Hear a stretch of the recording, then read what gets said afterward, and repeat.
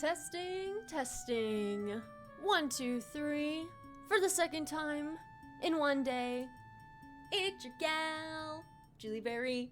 I think I forgot to configure my camera again. Hold on, let me check. No, I didn't. It just looks so desaturated. What the heck? We love a good, bright, colorful camera. Hello, Pepper. It is time. It's time, finally. I'm not tired. Y'all want to read some SBI fanfics? Hello, first time chatter smiles happy. Can I just say, within the past hour and a half, this number has jumped severely. There's a lot of you here now. I think I jumped like 50 followers. Also, hello, first time chatter Mia Karina 09. Hello, and Ground Filoni, you're also back. Also, hi Tiny Clover. I've definitely not been waiting for this all week. Oh my goodness, I have too. I have been waiting so long for this. Hey, Mia, thank you so much. Hello, first stream. I'm so happy you're here. Chunky Wookie Jesus, hello. Oh my goodness, guys, I'm so excited. I'm so excited for this. There's so many of you guys here now. I get to do my lore voice? Shut up. But hello, welcome. Hi, Jules. What's going on? Yes, welcome. All the new peeps. I'm so excited to get going on this. But first, I need to watch something very important that came out today that I have not been able to watch yet because I was doing lore. Trumpet Girl, what's going on? I saw a TikTok earlier, decided to check you out. I'm so happy you're here. I see Gay B. Yeah, this is Buzzbert. He's our little pride bee. I am an ally though. And also this is Bobby, and of course we got the Techno plush. We got Ice Cream Narwhal, and then this is Bumpkin. Emmy! Hello, welcome. Aren't you live? You are live! Oh my gosh. Yes, I'm so happy you're here. Okay, hold up. Yes, we are watching Softboy beforehand. We are watching Softboy because I said so. Because I didn't get to see it because I was doing lore during the middle of it. And so now we get to watch it here. That was so loud, Wilbur. Hold on. Let me pause the music. Yo, Trumpet, thanks. What? For the sub? What the heck? Thank you so much. Oh my gosh. You have not heard Softboy? Wait, you were about to. I will sleep to stream. Amazing. When we start getting into it, my lore voice is gonna kick in, and I just hope it is just a comfort for you guys, honestly. Hello, Clover. Hello. Okay, hold on. Let me change over to... Dun, dun, dun, dun, dun, dun, dun, dun, dun, dun, dun, dun, dun. Wilbur Suit is playing Softboy today. Yo, Paladin. I'm muting because I listened to it later. Okay, valid. Welcome back, Paladin. Palindrome. Oh my gosh. I'm so ready for this. It's 2 minutes and 47 seconds of pure awesome. I'm ready. Here we go. Oh. It's the Girl, where are you? I've drifted out to sea. Oh, I'll talk about what we're reading after we watch. Don't worry. This is so... Oh my gosh, Wilbur Soot is in exile. Just like see Tommy in it. He's a wet cat. My little meow took a... It's just one of those dreams where you're losing all your teeth. And if you think that it gets better, darling, take a look at me. He's so cute. Oh my gosh. It's the same dried ramen. I'm in the ocean too lazy to clean, but I'm not drunk texting my ex anymore. Stop. Oh, I had ramen earlier this week. You won't wear the cat ears? Here we go. It's not an ego hoodie, it's a work of art. I get turned on by my reflection in passing car. I'm looking for a window to another world where I don't feel as lost and bored. I just don't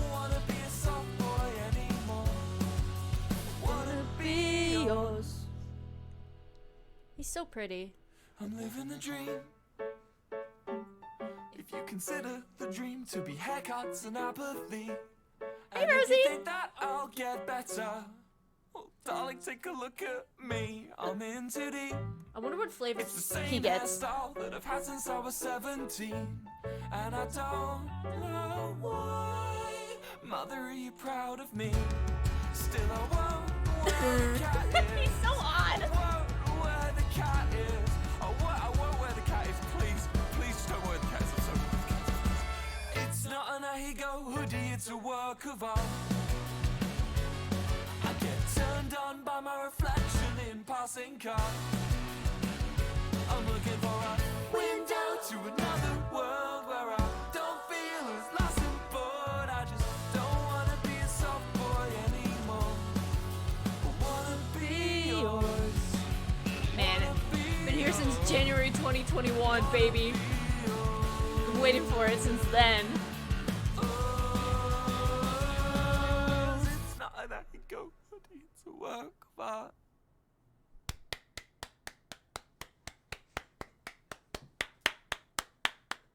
Yeah! Can we get some claps in This chat? film would No, no, no, no. Anyways, that was fun. Oh my gosh. Yo, first time chatter, Isabel Callie. Welcome to the stream. Are you guys ready to do some reading now? You guys ready to do some reading? Hold on, I gotta put on the lore playlist. Javi, thanks so much for the hydrate. Ah. Are y'all ready to get angsty?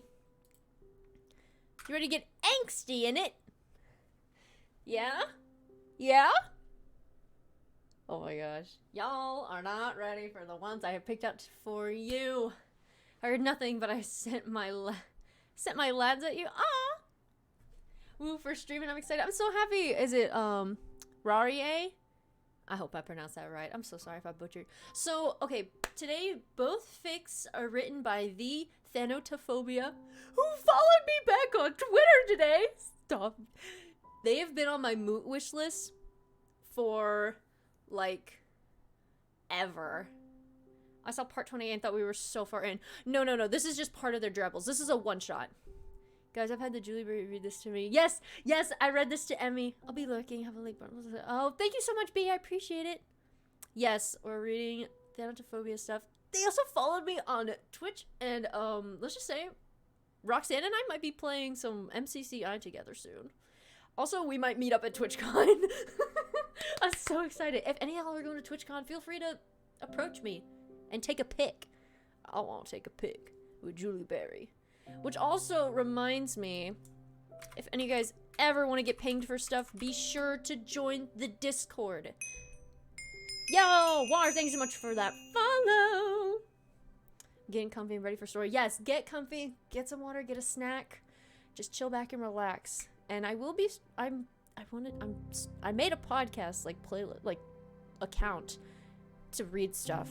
I just have to buckle down and record myself reading. I just have too much fun to listening to y'all's reactions.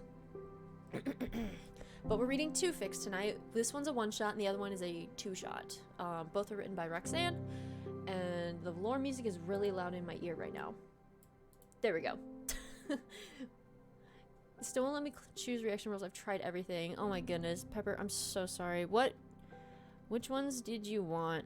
I'll just ping a mod and have them give it to you. I don't know if it's a bot thing or what. But yeah, be sure to choose roles and such when you enter the Discord. Oh my gosh, I love the Phil emotes so much. But I'm not going to delay anymore. Alright. So we're going to start off. Curly up with a push cow Henry. Oh, that's so cute. Okay. Emmy? Thank you so much for the 5 tier ones. What the heck? We got one for Dark Boy, Whimsical Bee, Rosie, and Clutch. And Cactus. And Little Peeper, thank you so much for the follow. Oh my gosh. Y'all are so nice. Holy cow. Amid the rubble, baby. Oh my gosh, Emmy, you're number 2 on the leaderboard for gifted subs. Congratulations! Oh my gosh. And Jolie Moon, thanks so much for the follow. Welcome in, welcome in. Amazing. You're amazing. All right. Amid the Rubble by Thanotaphobia. Or Blue Jay, aka Roxanne. Let's see. I'm gonna read the tags out. So, alternate universe, superheroes / superpowers, hurt, comfort, serious injuries, wump, Tommy in it has a bad time, Technoblade is bad at feelings, angst, bittersweet ending, amputation. But I don't think it's not written out. I will say that. So I just want to make sure everyone's okay. And if you ever feel uncomfortable with anything, feel free to mute. You're totally fine. Glad I get to hear Sonic Boom Game Grumps amid the rubble at the same time. Which also reminds me, I need to turn off the sound alerts so that nothing goes off during it, because I don't want to get jump scared. I've never heard of this one. I'm so excited. I'm so glad. It's one of my favorites. Alright, pause sound alerts. Yeah. Yeah. Alright, be sure to follow me on Twitter too. Oh my gosh. I have so many social medias. Hello, it's Wait. Wait, you're the one who bookbinded, like, Icing Those Hurts, right? Stop. I followed you on TikTok recently because of that. Oh my god! Stop. We have a celebrity in here. Oh my gosh. Shut the front door. I'm so happy you're here. Welcome. Welcome. Is it ENG July? I'm just calling you July. Welcome, July. I'm so happy you're here. Okay. All right, let me turn back to the thing. I'm trying to follow you. Twitch was glitching out real bad. Oh, no rush. You can follow whenever you want. I'm just happy you're here. This is not the right tab. Whoopsie. Okay. Yes, we buried under the building trope. Ah, yes, we love it. Okay, I'm gonna read the summary for you guys. You get to hear my Tommy in impression now. I'm here, Tommy mutters, and maybe he imagined the sigh of relief that came from the villain. Tired? Yeah, Blade falters. Can't be tired, kid. Gotta stay awake. It's a rule. If you don't stay awake, I'll duct tape me to a wall. Tommy rasps. Silence rings between them for a moment, and then the Blade laughs. Or Tommy gets trapped under a collapsed building with the notorious supervillain, Blade. And this is for corpse art, based off of a prompt. I love corpse art. They wrote Hush Now. Hold on, let me zoom in, because I need to make the text bigger for me. He just wanted a gyro. It seems stupid now. All Tommy had wanted was a gyro from the shop on the corner, with the flatbread and the lamb and the onions and the zatski. I don't know if I pronounced that right. Elijah, thank you for the follow. That the lady behind the counter makes by hand. It's a really, really good dinner, and cheap too. She gives him the employee discount, even though he doesn't work there, never has, and probably never will. He doesn't speak Greek. She hardly speaks English. She's probably dead now. It had been around 5 in the afternoon when Tommy had picked himself up off his stained couch and trekked down the 2 stories of stairs to the lobby, then out into the street and the quick jog down to the corner. He'd made it a block when the fight had started. Villain and hero fights are always spectacles. The news is constantly covering them, even the tiniest of confrontations filmed at 5 different angles. Tommy's seen too many fights. Enough to understand that when you're in the vicinity of one, you get the fuck out. As Zephyrus soared overhead, huge black wings spread pitch dark against the orange-tinted sky. He ducked into a building with a couple other people. He'd seen Zephyrus. Another lady told him she'd seen Thunder. Someone else piped up and mentioned Court Jester. And then the ground had rumbled beneath them. Tommy had snapped his head up just in time to see cracks form in the ceiling and hear a subway train rumble by, only to realize it wasn't a train at all. Just found you on TikTok? Well, hello, Jolly Moon. I'm so glad you did. Welcome, welcome. He'd never lost consciousness, not even as people screamed and ran, as his own body was shot full of adrenaline, and he scrambled for the nearest exit. He nearly made it too, but something, be it fate or his own shitty luck, made his foot catch on a piece of plaster that had fallen from the ceiling. He'd landed on his side with a crack, rolled onto his back, and watched as the world crumpled down on top of him. It's dark now. Tommy can't see.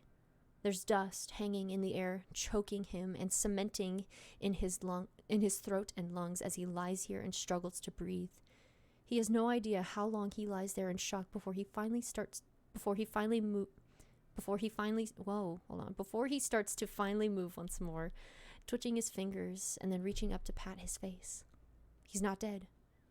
That's good.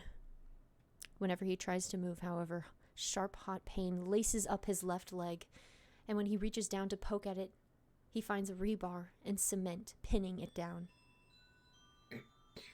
His leg just stops. Overtaken by stone and debris, he's alive, but he's trapped. Fuck, he whispers to nothing and nobody because he's trapped at the bottom of a 6-story collapsed apartment building, and he's alone. And he's pretty sure no one is going to find him. Not before he dies of shock or blood loss or dehydration. Fuck! His ears are still ringing. When someone else groans, he simply ignores it because obviously it's not real. He's just desperate, and the world is shitty and awful and wrong, and there can't be anyone else down here in this tiny pocket of dust with him. It's too small for that. The second groan, though, well, that one's a bit harder to ignore.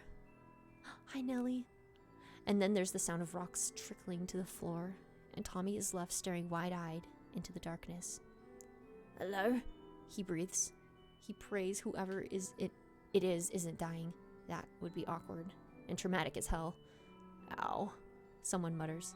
It's deadpan and echoes in his ears. On instinct, he flinches back a little bit and lifts his hands up to cover them. The movement jostles his leg, and he nearly screams out in pain, but manages to bite it back to a quiet little whimper. In the void, someone shifts. Okay, this is not ideal. Whoever it is coherent then. That's good. Help me, Tommy says, because he's definitely not above begging right now. His claustrophobia is starting to kick in, and kick in hard. Help me, please, are you? Hold on. The voice says, and something in it pings in Tommy's brain. Some pure animalistic side of him goes, hey, we know this voice. Familiar, but not yet able to be placed. Just give me a second. There's more sounds of rustling, then the quiet ping of metal on metal, and the person grunts. Then grunts again, this time in aborted pain.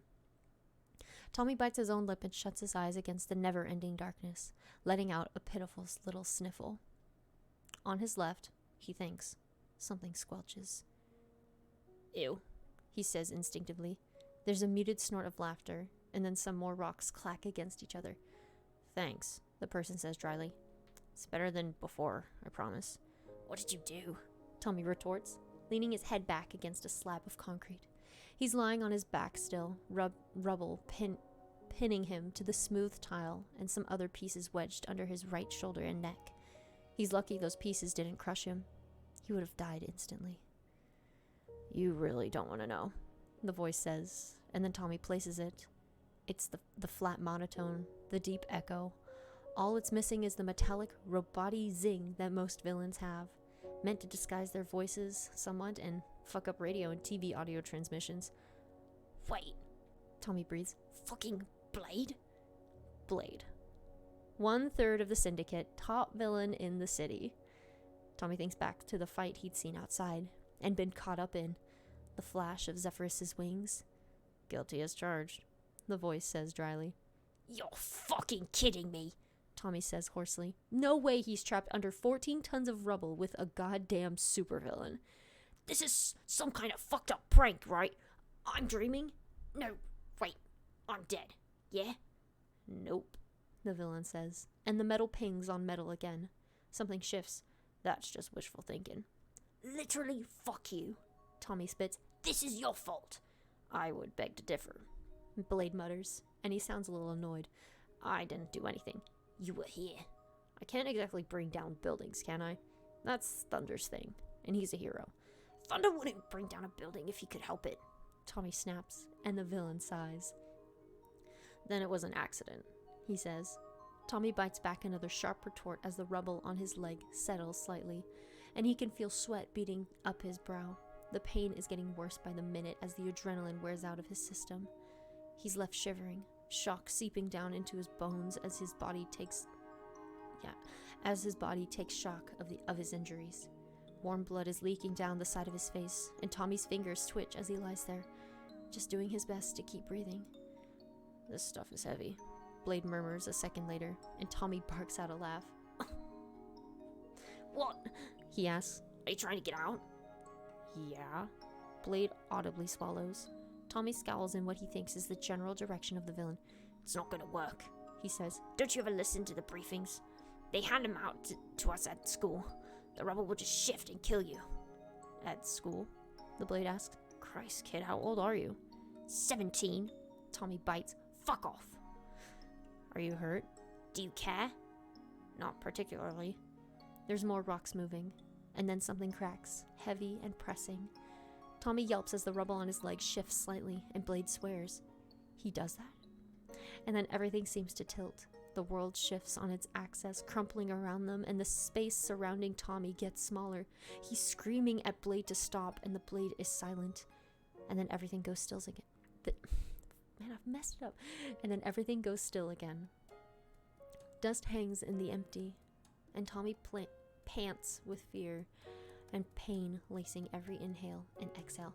What the fuck? Tommy hisses out once things have settled. I told you! Crap. Blade mutters, crap. I told you! Okay, listen. I don't need to be schooled by a freaking kid. I'm 17, almost an adult, and apparently smarter than you. You are definitely not smarter than me. I'm smart enough to know that if you keep messing with the shit above us, we're gonna get smashed flatter than Siren's ass. And I don't know about you, but I really want to live, asshole. Silence creeps in between the dark spaces, and Tommy nearly chokes on it as bad as the dust. And then the Blade asks, flatter than Siren's what? Ass, Tommy snaps. Do you want to become a human pancake? No. Then quit messing with the fucking rebar! Tommy coughs, rubbing at his face and feeling the grit worm its way into his eye. He hisses out a couple swears, and it seems to help. So he says a couple more. Blade is silent, and Tommy just shuts his eye, and Tommy just shuts his now weeping eyes in favor of the darkness there instead of the small bubble he's trapped in. It hits him then, the possibility of death coming to claim him here in the dark. The supervillain Blade by his side. The pain is starting to set in now, echoes of it radiating up his leg and side as the initial adrenaline wears off. He's shivering. Some tiny part of his mind reminds him what shock does to a human body, and how people can die from it. He's not cold, but he's shivering anyways, sweat pouring down his forehead and mixing with the blood and getting in his eyes, no matter how much he swipes at them. I'm sorry. Blade's voice breaks the silence, and Tommy sniffles. He realizes then that some of what he thought had been sweat is actually tears. What's the name of this fic? It is called... Here, I can put the link in the chat. Hold on. It's called Amid the Rubble. There's the fanfic. I should probably make a command for what fics I'm reading. But yeah. It's called Amid the Rubble by Thanotaphobia.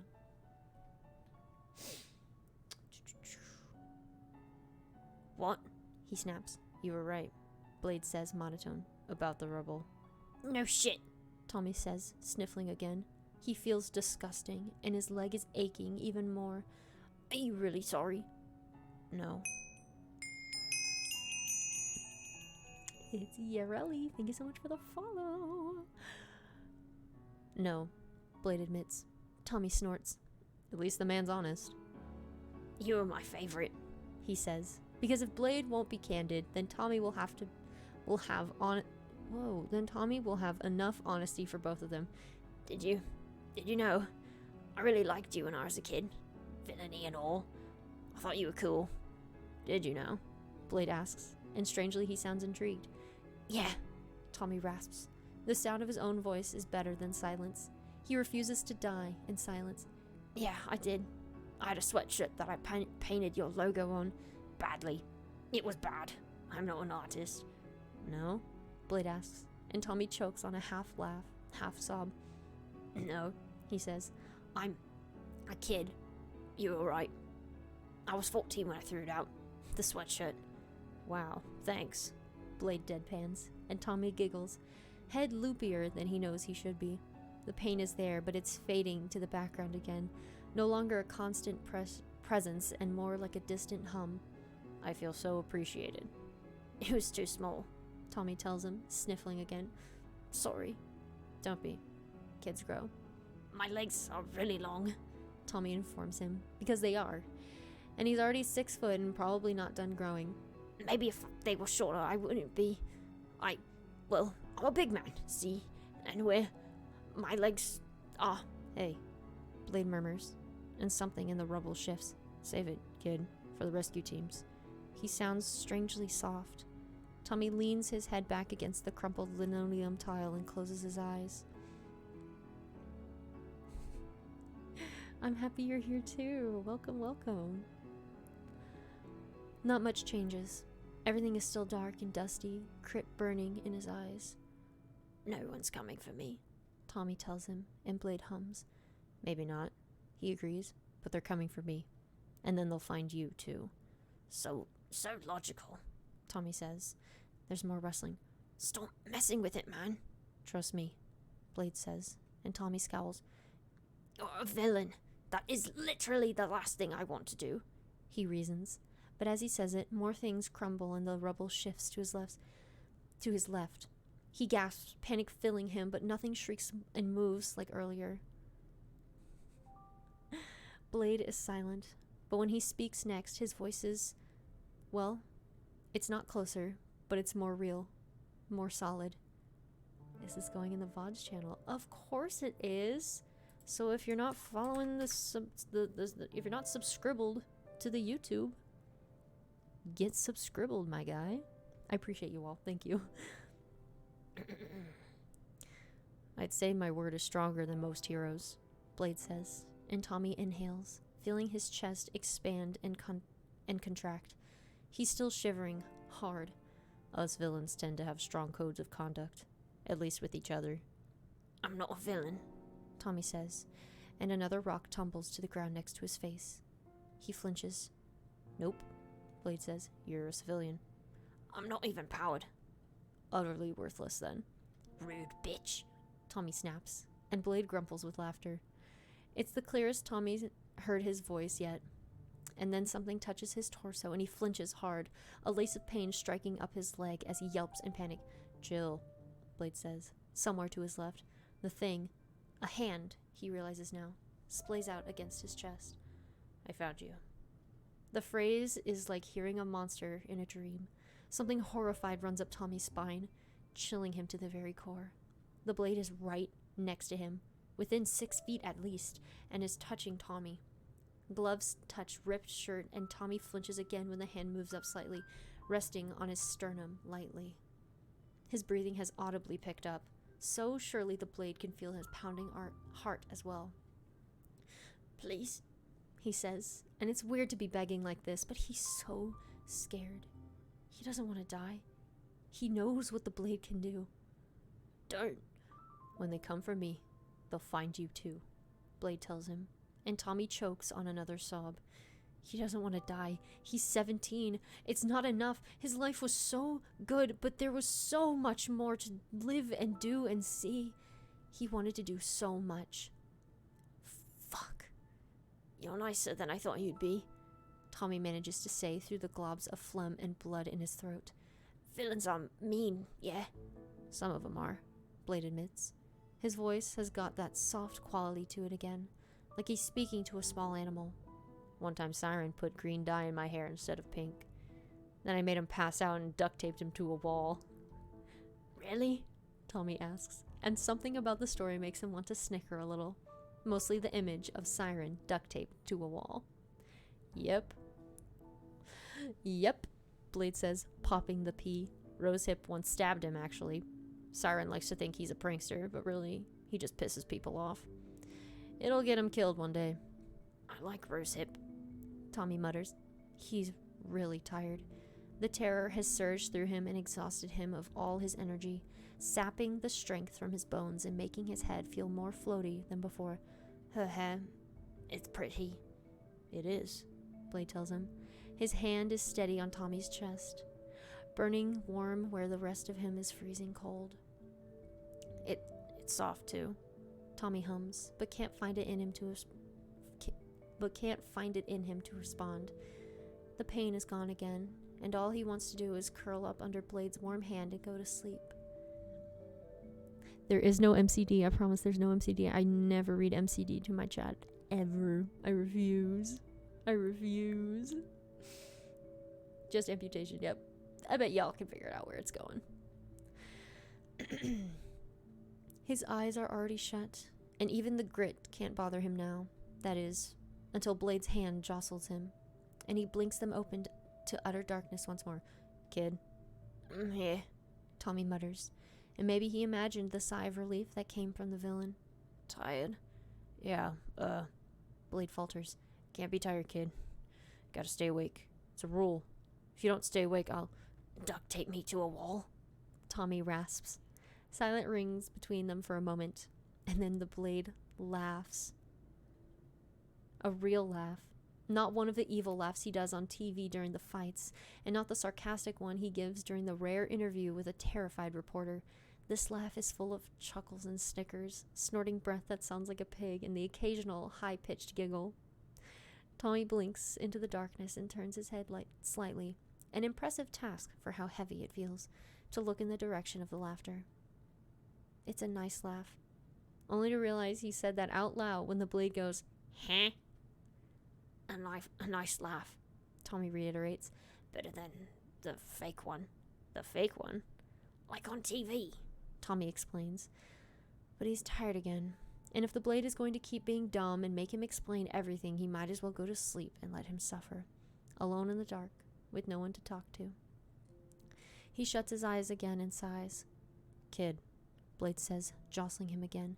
Tommy thinks he's scowling, but he has no way to gauge his own facial expression when it's so dark, and when he really can't feel anything anymore.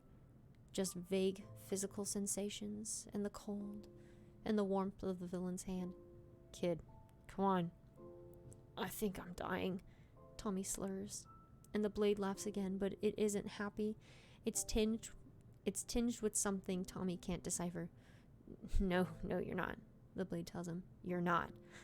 I am, Tommy says simply. He's scared. He's crying, breath hitching. But I don't want to. You're not gonna, the Blade says, and he sounds weirdly frantic. Just hang on. They're on their way. They gotta be. Even you don't know if they are, Tommy says accusingly. They'd never leave me, Blade tells him fiercely, something protective curling around from the den of his words and making the sentence hiss with possession. They're not stupid enough for that. Technoblade never dies. Technoblade? Tommy snorts. The Blade goes silent. Nice. Well, now you gotta die, the Blade, or Techno apparently, says flatly. And Tommy grins, snickering. He's still tired, but something about the banter keeps him afloat. That's it. Game over. End of the line. My secret identity is in shambles. The syndicate in ruins. I won't snitch, Tommy promises. The Blade heaves a sigh, and his hand presses more firmly against his chest. Promise. I'll hold you to it, Techno tells him. Neither of them say anything for a moment. Then Tommy opens his mouth. Tommy. What? My name's Tommy. For when they ask about my body. I live in apartment 4C at 98 Billiard Street. He figures he should tell the guy before he sleeps. You're not dying, Blade says, voice tight. Shut up. Okay, Tommy says, and they both go quiet again. The Blade lasts about 5 seconds. I was kidding, he says. Kid, come on, don't be... I'm awake, Tommy mutters, irritation flooding through him. Techno breathes out Killer Carmen cause just subscribbled to me? Shut up. Shut up! We're meeting up at TwitchCon, right? Carmen, we're meeting up at TwitchCon, right? Oh my gosh. I'm literally gonna freak out. Welcome to the stream, Killer Carmen. Hope you're having a good one, mate. Yes! I'm literally so excited to, like, meet people. Oh my gosh. This is literally fantastic. Hope you're doing good, man.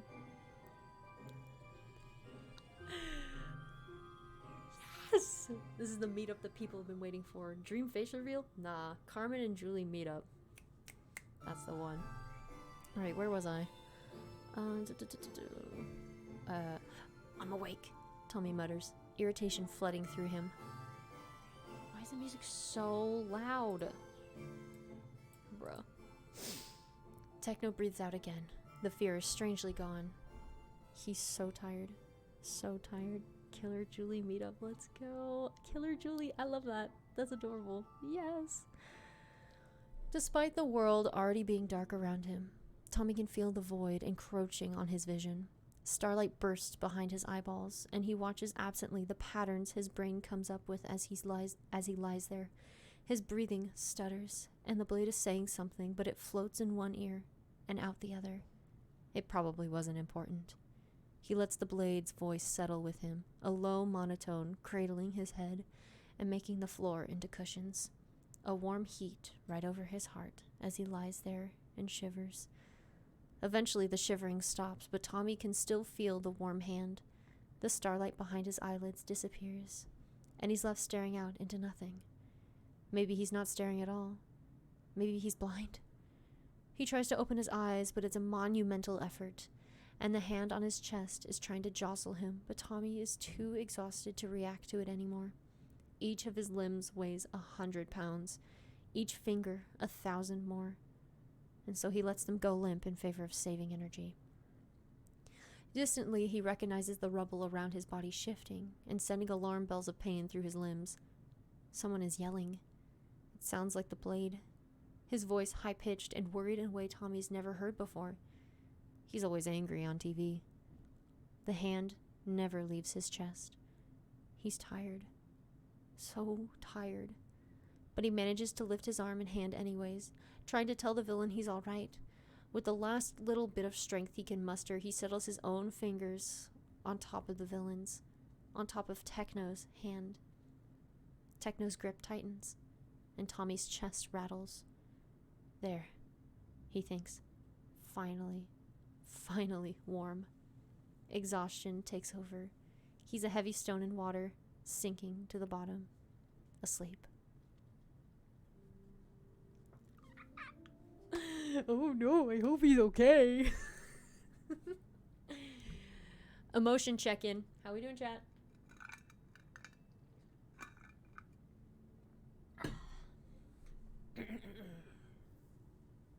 Are we emotionally compromised?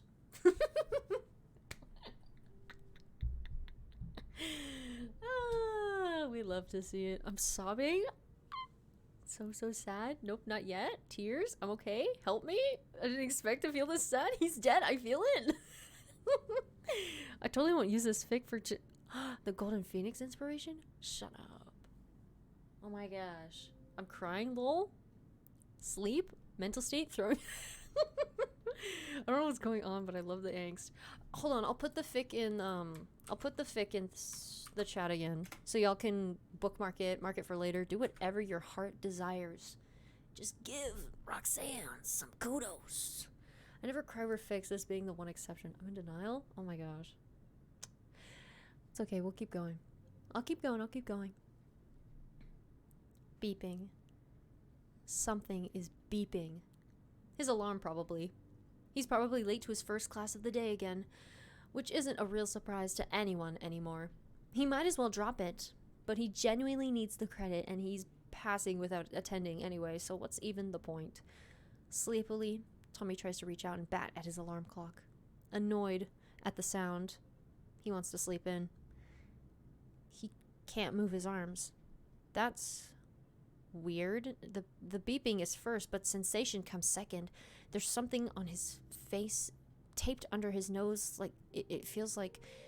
And the air he's breathing is crisp. Something soft is underneath him. He's lying on his back. And it hits him about 3 seconds into waking up that everything hurts. A constant full body ache like he'd just run a mile or got crushed by a building. Why must you do this to us, Julie? The next one is more fluff, if that makes you feel better. I always like to compromise. I'm all about balance, guys. I'm all about balance. I make you sad, and then I make you happy. See? It works. It's compromise. Oh my goodness gracious. Yo. PogChamp. Hold on.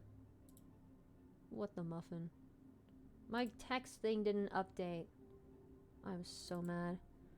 All is forgiven? Oh, thank you. Bro. I'm a hurt no comfort girl, so this is fun. What? Why the no comfort? That's just sad. I remember I saved this. I don't know why it didn't save in the first place. Okay. We hit follow goal. Yay. I'm already planning to do a... Hello, animes, first time chatter. You love bombing us? What? No. I'm loving this. I'm so glad I get to follow you and watch. Does Pinkman mean nothing? Did you forget the angst, Julie? Okay. Pinkman is the fanfic that Danny Art Online and I are reading. Do y'all... Okay. I'm taking a pause here to self-promote my friend and I's fic. Because, so Danny Art Online is the author of Guns for Hire, the arcane SBI AU fic, and I talk about it all the time on my TikTok. I talk about it all the time. And Danny and I, we were so friends. We were literally just in VC together, and we wrote a fic together. It's based off of The Gray Man, which is a movie on Netflix that you can watch if you have Netflix, and it's Bedrock Bros, technocentric. Like, it's literally my child. No gender Finn. Thank you so much for the follow. Welcome to the stream. We're gonna do this during my subathon, by the way. Arcane SBI. No, literally, it's so good. Oh my gosh. I love Danny with my whole soul. Welcome new followers. Be sure to get in my Discord. It would be very PogChamp of you if you did that. So, with that, I'm gonna get back into the fic because I want to see how this ends. I love technocentric. Well, then you will love Pinkman. If you love agent spy stuff with animes, thank you for the follow. Self-promote as much as possible. Every single person should know about this masterpiece. Shut up. Hold on. I'm literally gonna... Pinkman. Y'all, please go read my fic. Please go read Danny and I's fic. It's literally the coolest thing ever. Tommy in it has a heart condition in this fic. And there's angst and hurt comfort. And it's great.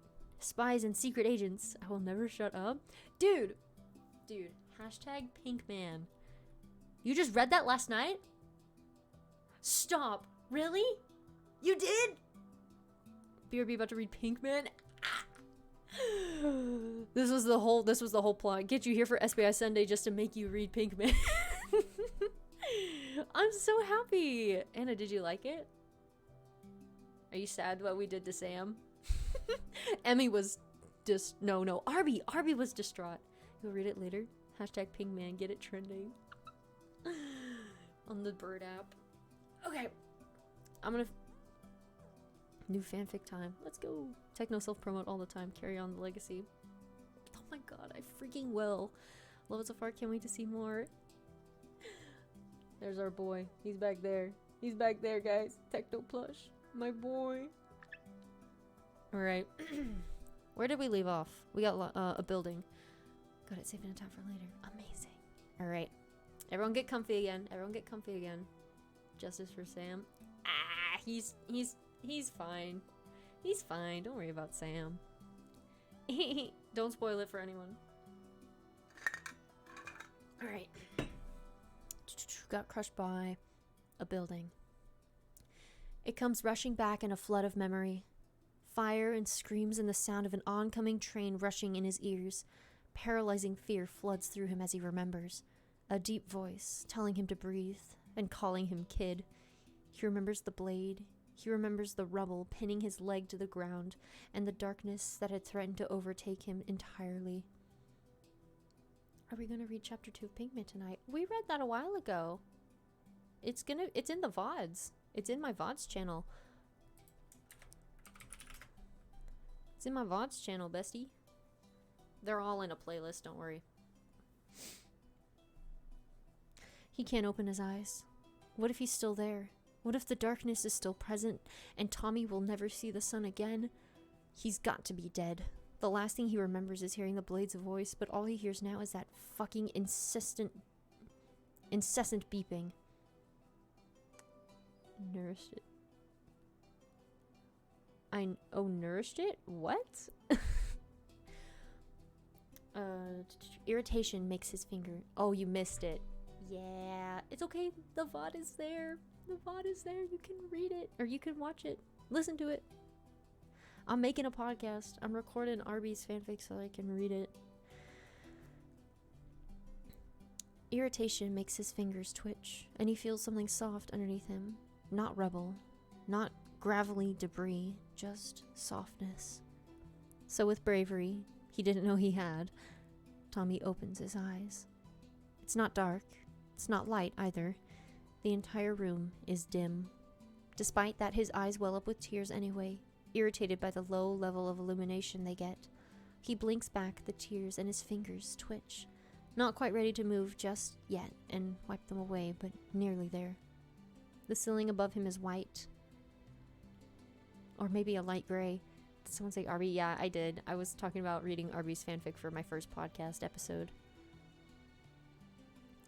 The lights are long and maybe fluorescent, but they're not on. Instead, the light is coming from a small lamp on his bedside table. He's in a bed. That's okay. It's a hospital-style bed, clearly. The whole room looks like a hospital. He's alive. He's in the hospital. Tommy feels something in him shatter and his hands twitch and finally move. There's an IV next to him and various machines plugged up to his chest. When he reaches up to his face to wipe his tears, he can feel a plastic tube with 2 bits that go into his nose. He follows it and finds an oxygen tank. He blinks and stares, and then promptly leans back in his bed and starts to cry. He's alive. There's no one else in the room with him. That much is clear. A chair sat by the bedside may be indicative of a nurse or something, or sitting with him occasionally, but there aren't any windows, and he's the only bed in the room. A little odd if you had to ask him. But Tommy hasn't been in the hospital too many times before, so who is he to act? Or who is he to talk? You know when your brain just tries to fill in words for you? That's me. There's a book on the bedside table, next to the lamp. It's upside down, and he can't read the cover, but it's there. He stares at it for a long moment, and then glances across the room to the closed door. There are 2. One probably goes to a bathroom. While he's inspecting the room, something else catches his attention. One of his feet is sticking out from under the blanket covering his lower half. There's a blue sock on it. He doesn't own a blue sock like that. His other leg is under the blanket. It's supposed to be under the blanket. His hands start shaking before he can really, truly process what he's saying. Heart rate shooting up, leaning forward on autopilot, fingers grasping as the loose woven threads of the blanket. He tears it back and away, and he knows what he's about to see, but it doesn't stop the surge of emotions flooding through him. Terror and shame and upset and loss. His leg ends just above where his knee should have been. White bandage is wrapped tightly around the stump, a splint holding it straight. There's no pain, in fact. There's no pain. In fact, Tommy tries to wiggle the toes of his other foot and realizes he can't feel anything below the waist at all. The world comes crumbling down. He's sobbing before he really understands. Tears slipping down his cheeks at the loss of the blankets, making him suddenly freezing. He cries loud and ugly, wailing into the empty hospital room as he stares down at what used to be his left leg and processes. Of course, it's then that the door swings open. Tommy shuts up on instinct. I can say words. Tommy shuts up on instinct. mouth snapping shut, and while he's still crying, it's quiet. He's expecting a nurse in blue scrubs or something like that, a young woman maybe, or a man, to come and explain to him exactly what happened. He gets neither of those. Instead, what he gets is a guy in a loose-fitting white shirt with a Blades logo on it, and pajama pants with cartoon pigs. They stare at one another. The man's hair is pink. Another choked sob worms its way out from his lips before he can stop it, and the surprise melts off the man's face, replaced by mild concern and worry. He glances over his shoulder, and then Tommy stops paying attention, burying his face into his elbow and openly letting the sobs out once more. His leg is gone. The Blade is standing in the doorway, and he's alive, but his leg is gone. Heck, okay, the guy mutters. The Blade. Technoblade. The minute he speaks, Tommy knows who he is. Calm down. You're okay. Crap. Should I... Phil? You took my fucking leg! Tommy chokes out, and then starts blubbering again. His whole body is starting to ache once more. No, I mean, it was... I mean, we did, but... Kid, it's okay. The Blade seems to establish a game plan in his head, and when Tommy pokes his head up from his elbow, he stepped forward into the room, letting the door shut behind him. You're alright. It's gonna be okay. We got out. Tommy sobs, and then the Blade is sitting in the chair next to the bed, the movement familiar like he's done 100 times before this. Tommy realizes then that he probably has, and the villain scoots it closer to the bed without hesitation. A familiar hand touches him, on his back this time. We did, Techno says quietly, his voice like the steel that had pinned them both down.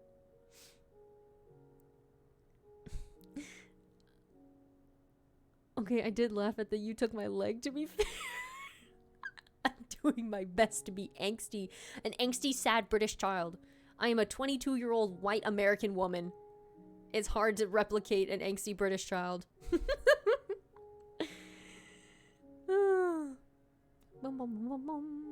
I'm putting my whole musical theater acting ass into this, guys. It's the SpongeBob. Cactus, please. My leg. Rough out here. Lol.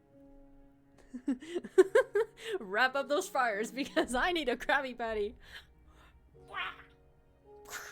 My leg. That's the guy. That's Tommy.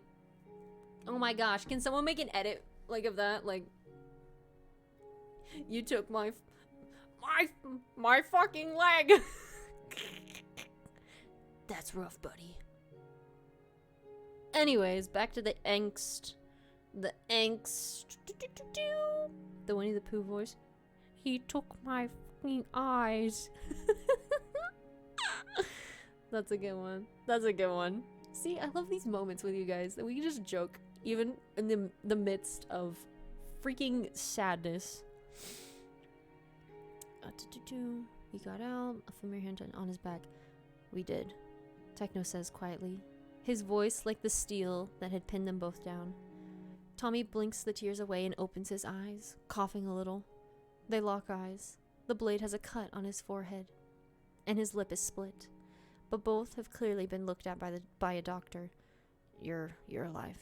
It's safe here. Your shit at being comforting, Tommy informs him. My leg is gone. The evidence is hard to dispute. The stump glares at both of them accusingly from where it rests on the bed, and Tommy's having a hard time thinking of the limb as his. Techno gives his back one awkward pat, and without thinking, Tommy reaches back and grabs his hand, pulling it to the front and pressing it down on his sternum, forcing the villain's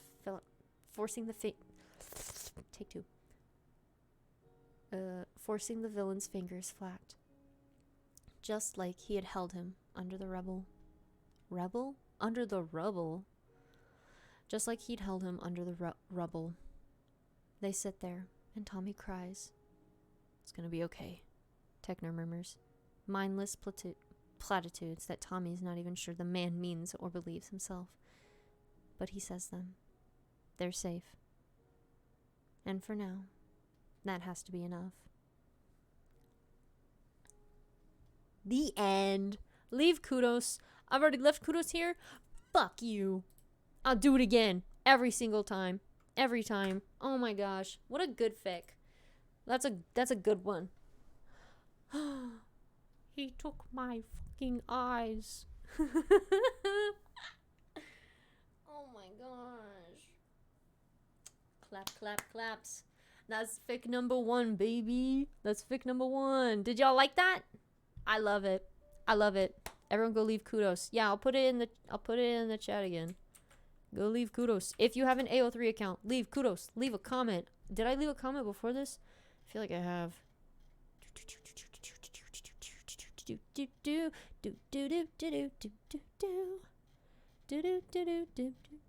If I didn't leave a comment, I'm gonna be so mad.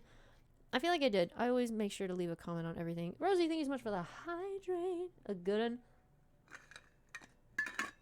Agreed. Guests can kudos too. True. That's right, they can. Forget you don't. It's because if someone like locks their fic, that's when you need an AO3 account. His comments are funny. Hell yeah. I love leaving comments on like author stuff because sometimes they reply and it's poggers. Bedrock Bros. Bedrock Bros. I didn't leave a comment on this. What the muffin? Still such a good read to come back to.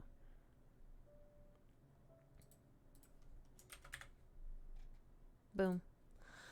I'm always too scared to read villain SBI because of angst, but it was so good. Just love kudos. Thank you, Rosie. Hey, you know what? That's fair. That's fair.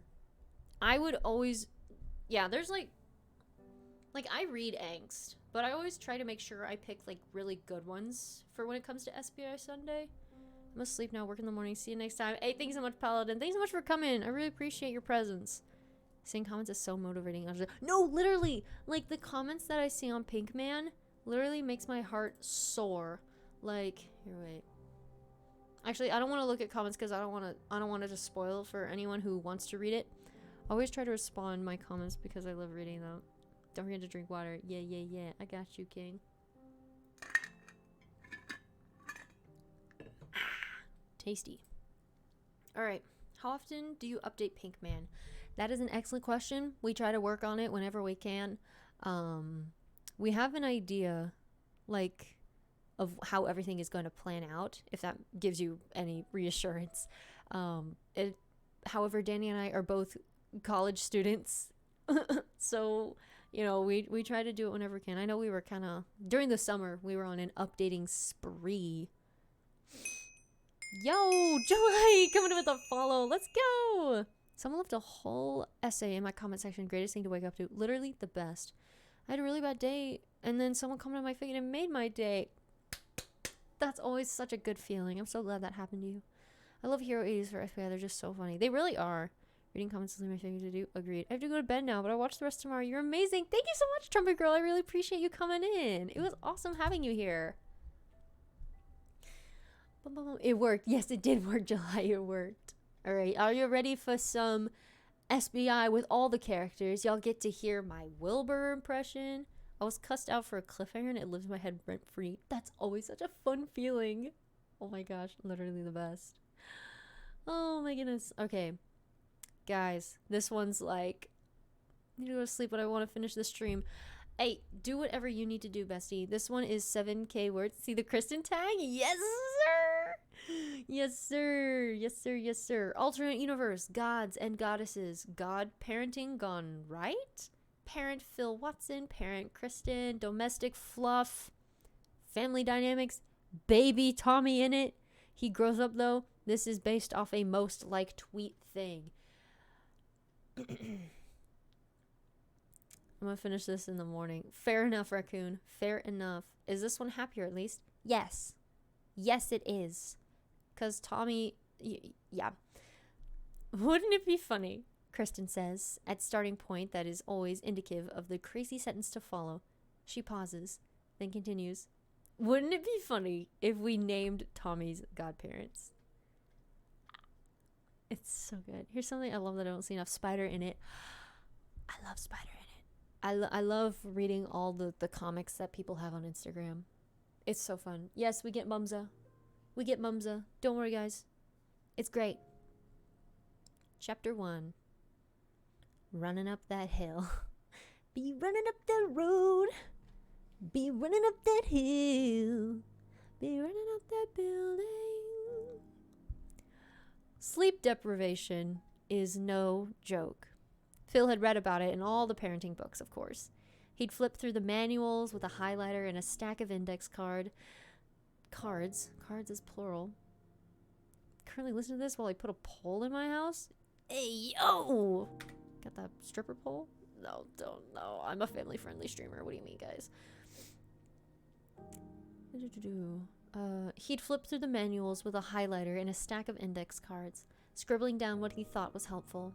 All of them had mentioned tips and tricks that they'd need as parents of a newborn to deal with the unsolvable problem that is sleep deprivation. Napping when the baby naps, bottling milk so they can take turns feeding the baby, setting different alarms, go to sleep early, ask relatives for help.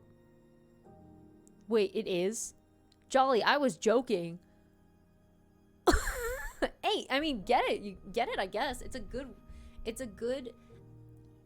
like a sport? It's a good way to get your muscles, that's for sure. Oh my goodness. People on TikTok are amazing. He'd make a whole binder of things for Slay. Yes, Slay! Go to sleep early. Ask relatives for help. He'd make a whole binder of things for when the time can. And none of those supposed helpful tricks had done any fucking good. They're exhausted. Him and Kristen both. Although he suspects Kristen has it a bit worse, since she is the one who actually gave birth. He helps when he can, although with the state they're both in at this point. 2 weeks in and no end in sight. Both of them are at their wits' end. So sue them for pouring out the wine one night after Tommy has finally fallen asleep in his bassinet. I know I said I was going to bed, but I wanted to let you know that you gave me the comfort streamer vibes that I get from Scott S. Mage. And I will continue to watch for my comfort just as much as I watch Scott. Stop! Scott S. Major is a sweetheart. That means so much to me, Trumpet Girl. I really appreciate it. Thank you. I'm a comfort streamer. Guys, shut up. You're literally so nice. Just wait till we play Minecraft together. That's gonna be so fun. I want to play Minecraft with chat one day. I know I have a subathon coming up because we hit 1K like a couple weeks ago. But I want to do some interactive stuff with chat, so hopefully y'all will be available. I don't know. We'll see. What the muffin? Oh, is the song. LOL. Julie streams the rest of Twitch. Guys, I'm just trying to read a baby Tommy in it fic. What the heck? Underrated? You guys mean the world to me. Wait, you died. No, you don't know. No, you don't know you might cover. Oh, Mercy. I'm honored. I am genuinely so honored to be called like a comfort streamer. It's literally so kind of every single one of you. This is what happens when you read the fluff. So when I read fluff, you guys get fluffy, but whenever I read angst, you guys cry? Oh my gosh. Sorry about the text. No, you're okay, Rosie. Don't worry about it. I know you said before that you have... It's okay. You're totally fine. Where did I leave off? Ah, yes. Rich red liquor. The bitter tannin clinging to his teeth and throat, and the alcohol like a balm over the both of their frayed nerves. Kristen is clearly happy to be drinking again. She's already 3 glasses in when Phil starts his second. And they're both giggly and happy and exhausted.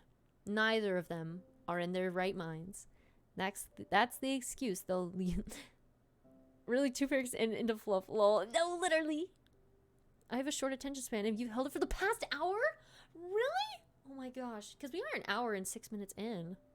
I'm hyperfixated on you right now. I appreciate y'all. What the muffin? Thank you. I'm excited for future streams with you guys.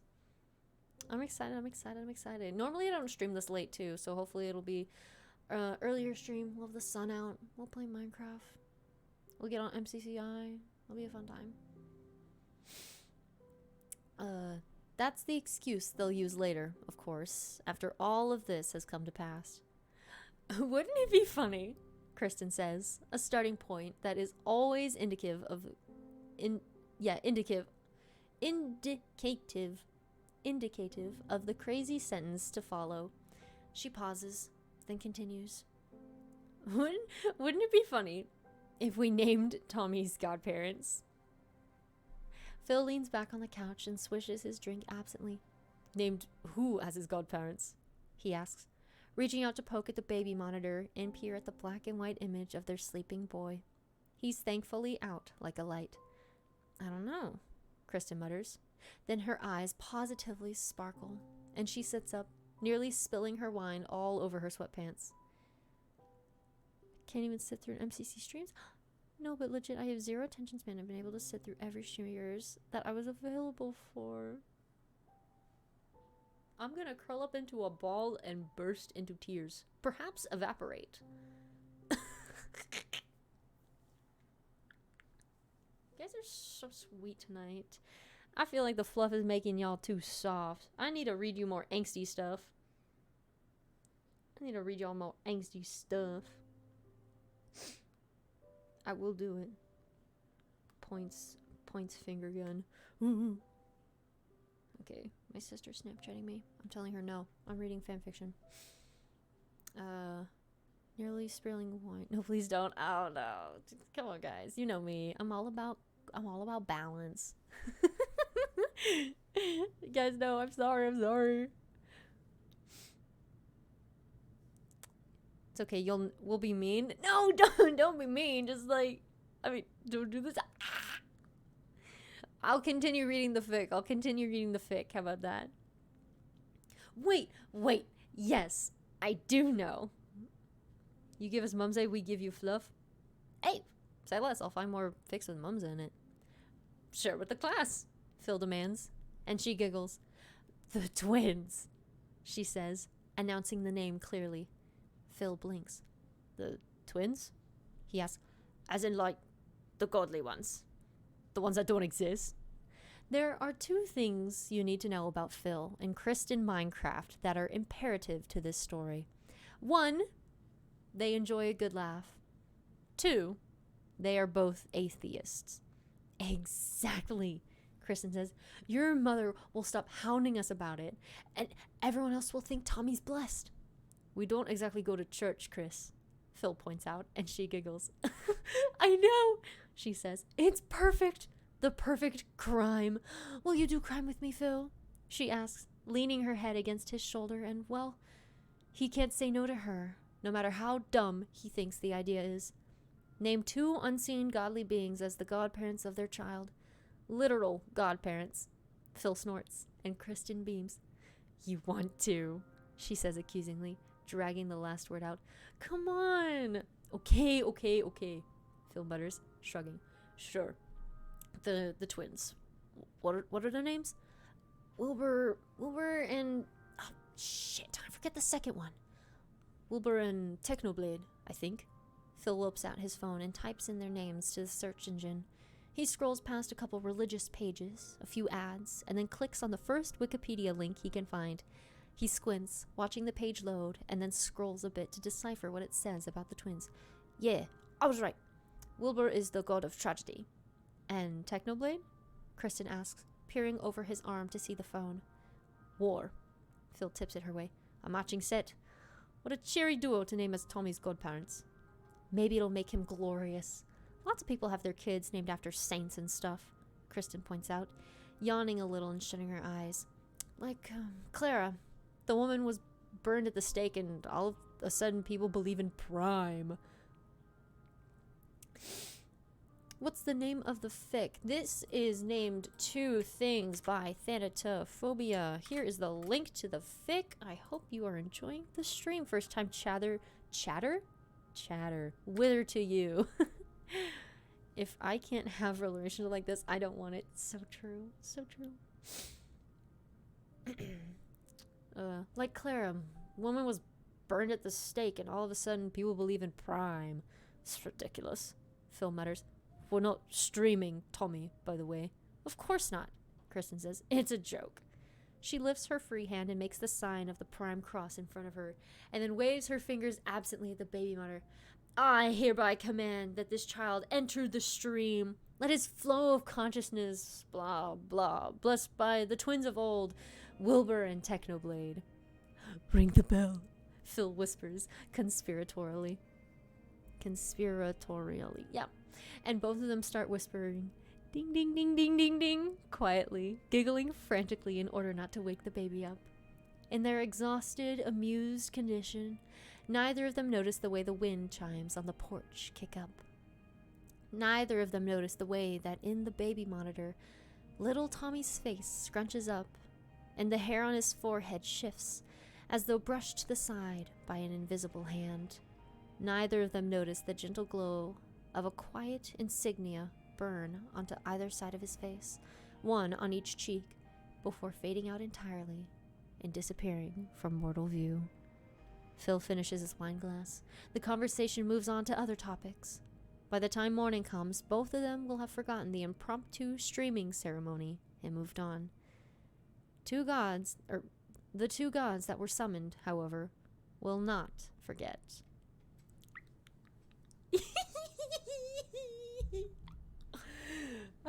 So I guess in this universe, streaming is like christening. You know, like people do in the church. I love this. It's really cool world building. Well done, Roxanne. Well done. It starts on a Tuesday afternoon. Tommy is 6 weeks old.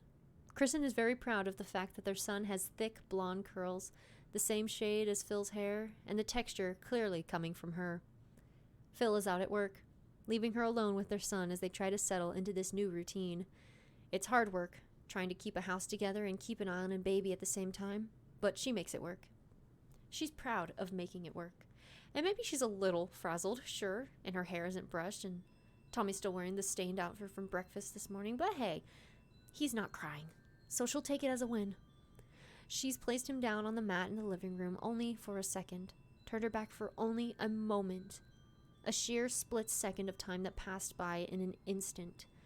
She needed to put the burping cloth on the counter in the kitchen, a single wall of plaster and sheetrock between them, gone for 3 seconds at max. It starts on a Tuesday, when Kristen walks back into the living room and finds a strange man with brown hair leaning over Tommy's mat.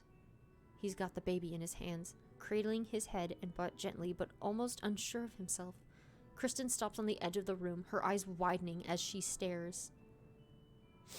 There is a man holding her baby in their house, her baby in his hands.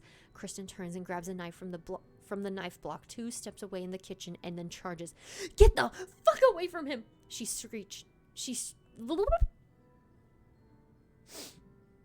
Do you ever have chronic not allergic back pain and feel like you rather rub your spine instead of dealing with the pain?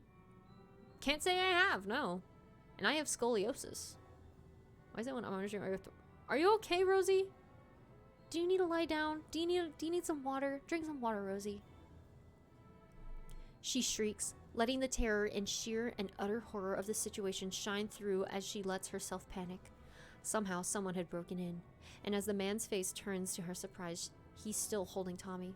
She prays for him not to drop him, or if he does drop him, for the landing to be gentle while she intimidates this guy and calls the fucking police. Put him down! I'm calling the fucking cops! No, I am lying down? Okay. Just me? Smiles, I'm sorry. Take some Advil. Heat pad, ice. But please don't rip out your spine. That's not fun.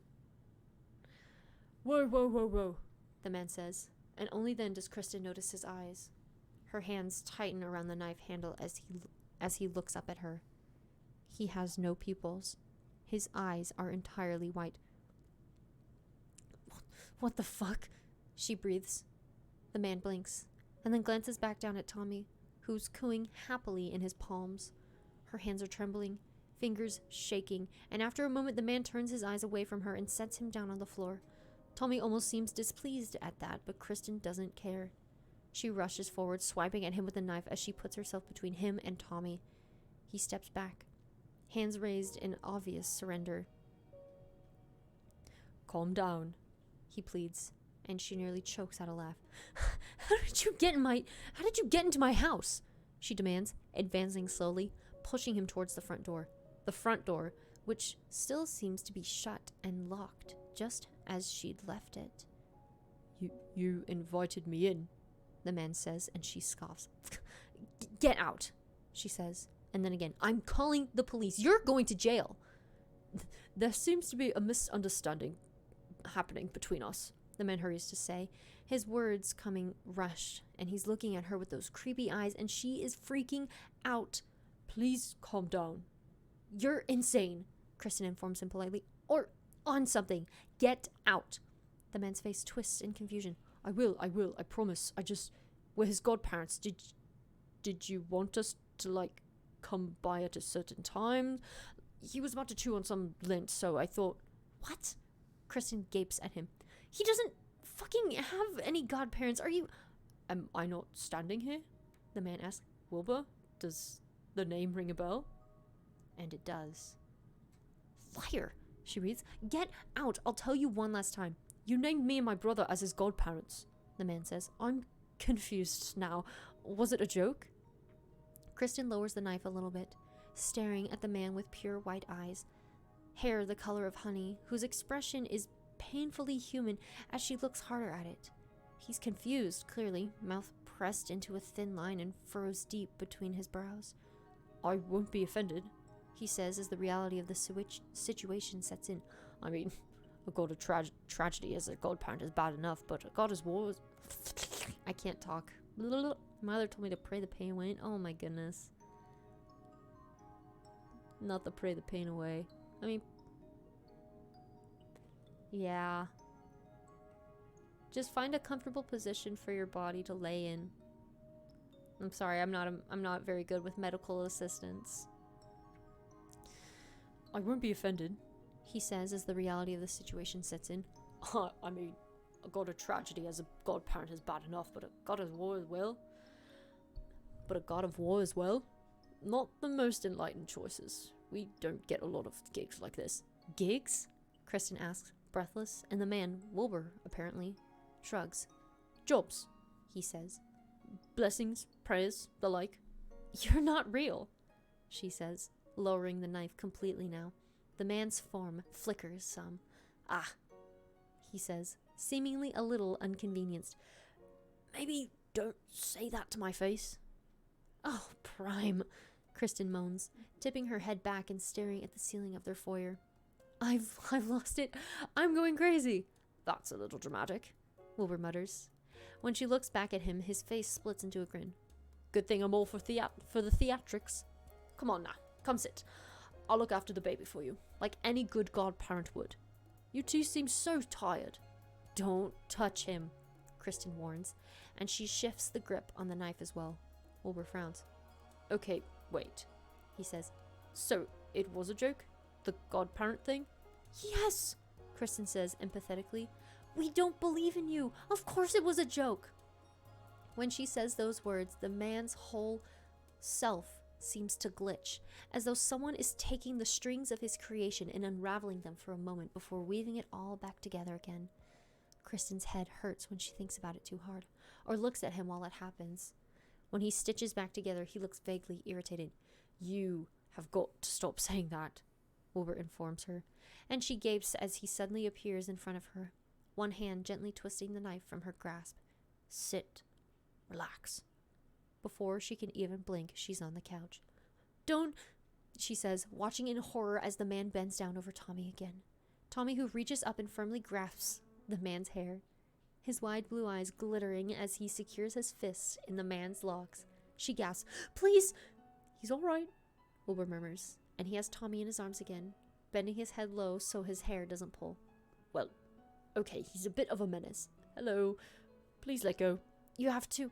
Kristen tries to get up from her seat, but a quick flick of Wilbur's fingers has her seemingly unable to. She heaves a sigh in frustration. Get something else for him to hold on to. Like? Wilbur asks, tipping his head to look at her and then wincing. A toy? She says. Well, don't make me sound so stupid for not thinking that immediately, Wilbur grumbles, reaching down and picking up one of Tommy's favorite. A small stuffed cow that has floppy legs. He holds it up and waits for Tommy's fingers to latch onto that instead. And Kristen breathes hard as Wilbur lowers him slightly, holding him to his chest now with a bright smile. That's it. Kristen tries to get up again and this time succeeds. Wilbur watches her approach and without asking, she reaches out to take Tommy. No, Wilbur says gently but firmly. You're resting now, Mum. Just put him down, Kristen requests. We didn't mean to actually... Yes, I'm aware. You didn't think we were real, Wilbur grins, and something about the expression with his blank eyes make her shudder. Uncanny Valley. But here I am anyway. How magnanimous of me. I promise you, Tommy will not come to any harm when he's with me or my brother. It's our job now to keep him safe. You don't have to, Kristen pleads a little, but she's smart. She knows a lost cause when she sees one, and it's clear by the way Wilbur looks at the tiny baby in his arms with a bright smile that he's already infatuated. It almost reminds her of the first days with Tommy at home, the smile on Phil's face, the way she'd seen herself look in the mirror, joy and wonder at a being so small and helpless in your own hands, reliant on you and only you. A strange kind of fascination with how something could be so little. Wilbur raises a hand, and one of Tommy's hands comes to curl around his finger, tiny nails and bright pink palms. But we will, Wilbur says quietly, glancing up at Kristen. He's wonderful. It's been a while since I've seen a baby this close, but I promise I can handle it. He smiles, and something flickers, not like earlier. Nothing unravels, but something changes. Kristen looks at his face and sees 2 brown eyes, a plain smile, and hair like a muddy pond. Go rest, Wilbur instructs, pointing to the couch. I'll make you a tea. Yeah? Cranberry apple? Kristen blinks. He knows her favorite tea, apparently. He's holding Tommy with gentle love, and there's something about him now that screams, trust me. Her defenses lower just a little bit more, and finally, she gives up. It's a Tuesday. They'd made real-life gods, their newborn's godparents. Kristen sits on the couch and watches the god of tragedy make her a cup of tea, bouncing her baby boy the whole time, singing songs in a language forgotten by any living man, and wonders how she's going to break the news to Phil. This fic is so cute! Is Emmy still alive? She is. When we finish this, we're going to rate Emmy. It's okay, there's 2 chapters though. It ends up being that she doesn't have to be the one to break the news. Technically. Phil arrives home at 6:30 on the dot, the garage door beeping and the interior door swinging open. Wilbur is still here. Tommy is on the floor, on his back, as the god dangles toys above his head and giggles when he reaches for them. He disappeared briefly earlier when Tommy had taken a nap, but had staunchly refused to let Kristen leave the couch otherwise. He'd brought her tea, books, lunch, let her nap whenever she needed, or whatever she needed. It was kind of nice. To have a break, that is. She doesn't want this every day, which she details to the god explicitly. He had nodded along, and in turn, explained that while he would love to have every day be like this, he simply can't. He has other things to attend to, but she should know that even when they're not here, Tommy has their blessing. But he's still here now, and Kristen's reading a book while a nature documentary plays lowly on the TV when Phil gets home. She can hear him kick off his shoes and the rustle of his jacket being hung up, and then the soft footsteps of him coming through the kitchen. Wilbur makes eye contact with her, and she sighs. Hi, honey, she says. Hey, Chris, her husband says, still not in view. You will not believe the day I've had. Oh, same, Kristen says deadpan, and watches as the god on her living room floor stifles a laugh. Crazy day. Some guy came into my office, Phil continues, completely nuts. Claimed to be a god. Security was called and everything, but he straight up disappeared. He's walked into the doorway now and is staring at Wilbur. Hello, Wilbur chirps. This is the god of tragedy, Kristen informs him, watching as Phil turns to look at her with wide eyes. Wilbur. I prefer Will, actually, the man says. Forgot to mention it. Will, Kristen corrects. Phil's jaw finally drops. What the fuck? He asks. Kristen snorts out a laugh, then another, and then descends into the giggles of madness she's been holding back all day.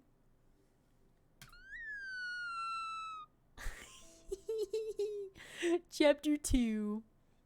A Deal with Gods. Wilbur isn't used to seeing humans so often. His godhood isn't the type that lends itself to churches and pray mats, rosary beads and bowed heads of worshippers. He and Techno are old, but not the oldest, and in time their memories have faded. They watched the world move on without them, and in some ways, it ached. Gods, of course, only live and breathe if they're acknowledged. Without worship, they cease to exist. Wilbur has enough holes in his memory of former friends to know this fact intimately. Julie just deflated. I do that a lot. I deflate a lot. Being blessed as godparents is something that hasn't happened to any god in centuries. Many people have godparents, of course. None of them choose to name, like, an actual literal god as the person of choice. Much less two. Kristen and Phil are eccentric, to say the least. Will had been delighted when he heard the call come in, overjoyed and curious. Techno had taken a moment to warm up to the idea, but Will had seen it in his eyes when they'd stood over the baby, Tommy, and settled their claims onto his soul.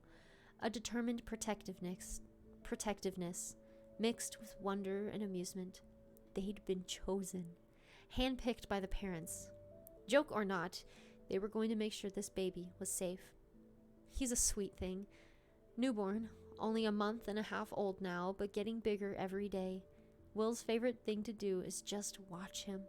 He'll sit on the floor with Tommy on the mat in front of him, holding up small, bright toys over his head to watch his eyes track the movement. He'll tickle his belly and make his fingers glow. Tommy loves that trick, and coo endlessly in response to Tommy's babbling and grunting. His blonde curls are just the right size and length to twist around Will's finger, and getting longer every day. According to Kristen, he's got a lot of hair for a newborn, but none of them are complaining. He's adorable. Will is currently participating in his favorite activity. Kristen and Phil had taken a couple days to come around to the idea that 1, gods are real, and 2, yes, they actually want to be godparents. But now, they're a little more open to the idea. Is he awake? Will jumps, turning to glare over at his shoulder at Technoblade.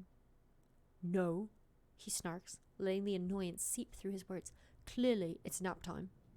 Shut up, Techno says, leaning over his shoulder and letting his hair drape down. Tommy immediately locks onto it, hands grabbing out wildly, and Techno hardly makes a sound as his fist finds home. As his fists find home and pull, Will winces in sympathy.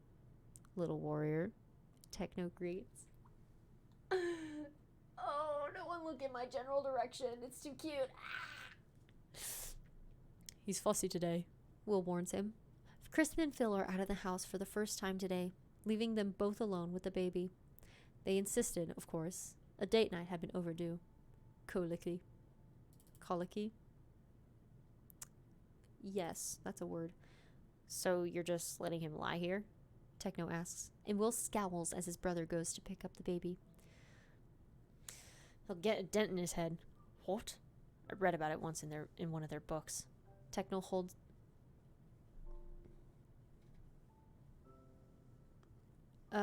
Jules is my friend wants a radio, but she doesn't know if follower mode only. No, I never turn on follower mode on, so... Yeah, she can raid me if she wants. Pog.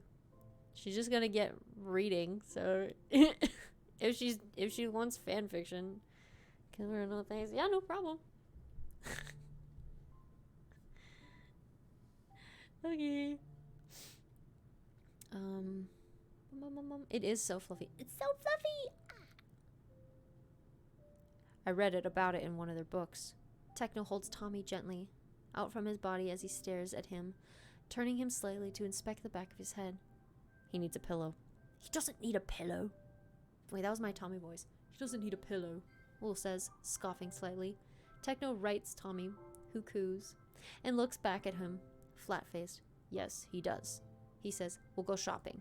Techno, Wilbur says, moving up to get up as Techno does. They have things we don't need to. Yes, we do, Techno says, and he's using that voice. I actually have a slight dent in my head because of that. Oh, Pepper. Are you like a hammerhead shark? This is so fun throwing up at 1 a.m. Oh my god, I hope you're okay. I hope you eat something nice. Get you something, like, good for your tummy.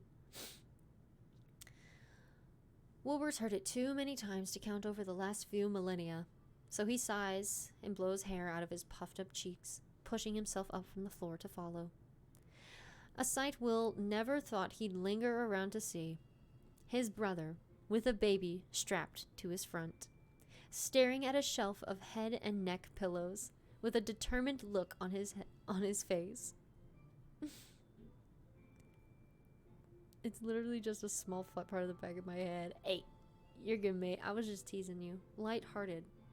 They're definitely getting looks, despite the fact that they both look relatively human right now. Tommy is chewing on a lock of Techno's hair, but he doesn't seem too bothered, so Wilbur doesn't bother to point it out. This one? Techno asks, turning and holding out a pillow. It's small, but when Will holds it up to the back of Tommy's head, it looks massive in comparison. Nope, he says, putting it back on the shelf. This one. A much smaller pillow finds its way into their hands, and Techno nods approvingly, putting it in the shopping cart they commandeered by the entrance. Neither of them have been truly out for a long time, which leads to them standing and staring with wide eyes at the TV selection in the back of the store. Cartoon and realistic fish alike swim across the displays, and even Tommy is entranced. Wide blue eyes staring at the colors as all three of them watch them swim back and forth. You know, Techno says after a couple of minutes, they don't really have a good TV. You're so right, Will nods. Tommy will need a good place to watch educational videos. Yeah, makes sense. It's for Tommy. Techno agrees. For Tommy, Wilbur says, and glances down at the boxes, then up at Techno, who gestures to the baby he's currently attached to.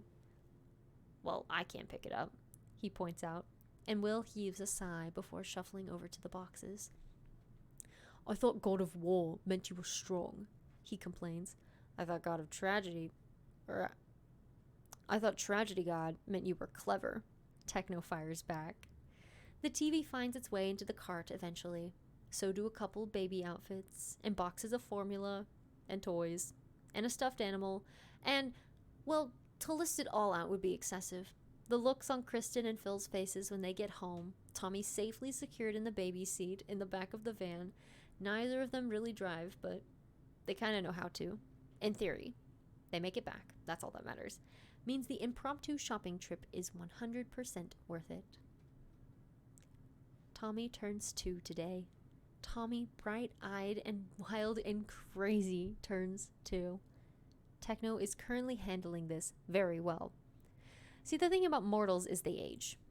And it seems like only a few hours ago their little godson had been a newborn, pink and tiny and fresh to the world, with unfocused eyes and dangerous soft spots on his skull where things could pierce and kill. Never would, of course, because Techno is there to make sure he's safe.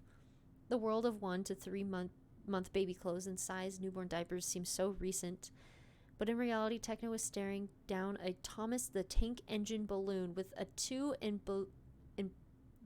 embezzled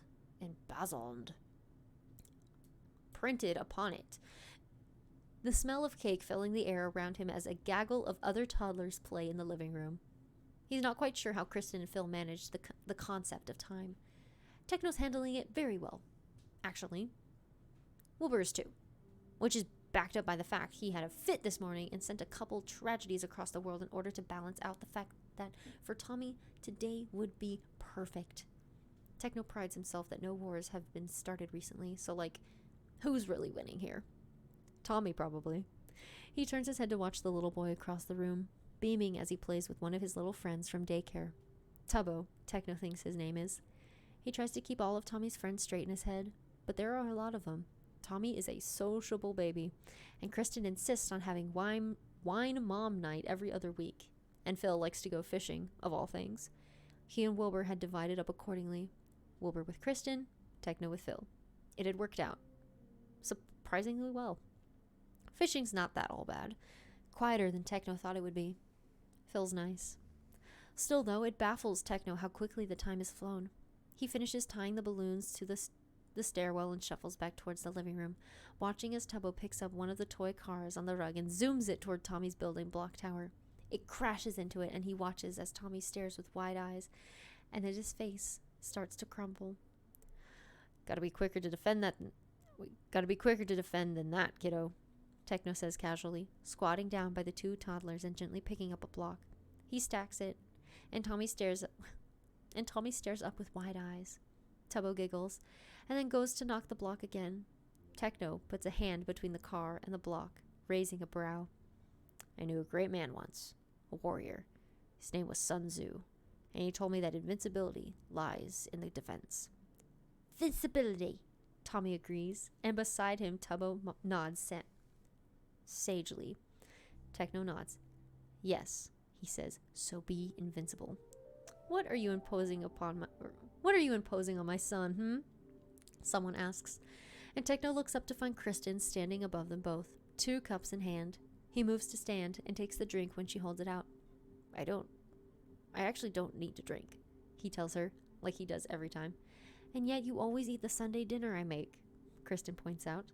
Techno gently clinks the rim of his cup against hers and takes a sip. Sprite. Are you terrorizing them? Yes, Techno says seriously. I'm teaching them the importance of Sun Tzu. The Chinese general? Kristen asks. Yep. Techno takes another sip of his Sprite. It tingles. He got that McDonald's Sprite, yo! He got that McDonald's Sprite. That thing's spicy!